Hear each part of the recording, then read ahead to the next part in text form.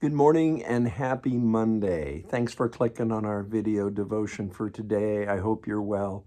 And if this is helpful for you or perhaps maybe for others, feel free to pass it on. I'm Andy Ross. I'm one of the pastors at Northminster Church in Tucson, Arizona. And I have here one of my favorite mugs. Do you have a favorite cup? A favorite cup in your home or office that you just would hate to lose? This one just has a great handle, and it's great for drinking coffee or beverages.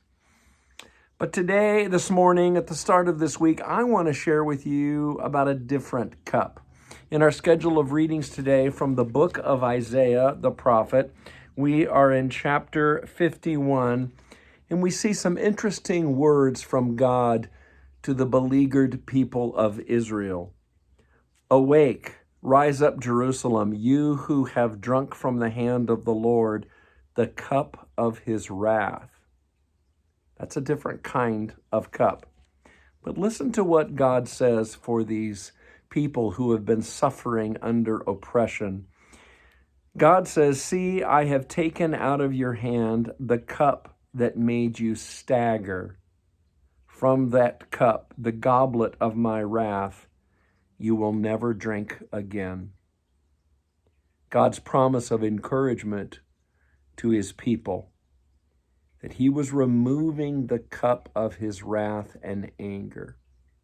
Isn't it interesting as we read in the gospel stories, for example, the Gospel of Mark chapter 14, going a little further, Jesus fell to the ground and prayed that if possible, the hour might pass from him, the hour of his crucifixion. Abba, Father, Jesus prayed, everything is possible for you. Take this cup from me, yet not what I will, but what you will. It's inspiring and touching to me that Jesus suffered and went to the cruel cross to take that cup of God's anger for this world's rebellion, cruelty, this world's injustice, how we hurt and take advantage of others, of how we live in self-centered ways. Jesus took God's rightful anger at how we rebel and hurt each other, and Jesus drank from that cup so that we will never have to receive that cup again, just as Isaiah promised. I want to share with you today a different cup in my life that is far more special to me than a coffee cup. This is a little wooden cup, and I was given this as a gift when I visited Jerusalem. It's a communion cup, and it came from a service of Holy Communion and worship that I participated in on the Via Dolorosa in Jerusalem, the way of Jesus' suffering and passion.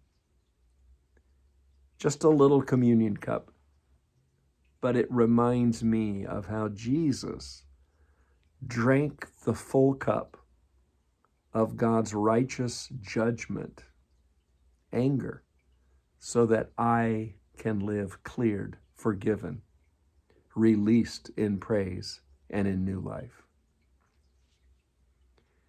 This coming Sunday, at the end of this week, we are going to be gathering for worship at Northminster, and we're going to be celebrating communion. Think this week and prepare yourself for communion. How when you entrust your life to Jesus, he takes the anger of what we deserve off of ourselves and gives us release, new life. Celebrate that on this Monday and this week. Praise be to God, and Lord bless you.